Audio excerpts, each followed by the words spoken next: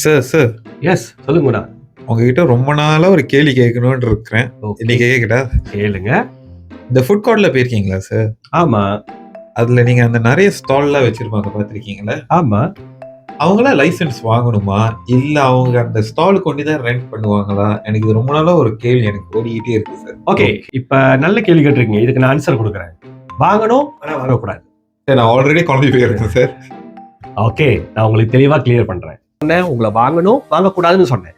எது வாங்கணும் அதை தான் நம்ம முதல்ல இன்னைக்கு பார்க்க போறோம்.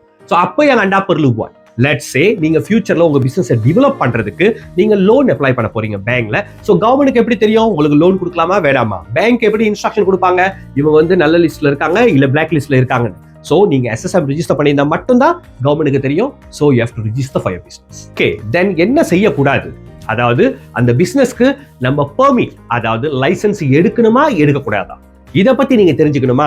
ஸ்டார்ட் யூட்டரை ஃபாலோ பண்ணுங்க. அடுத்த வீடியோல very soon is going to be come on.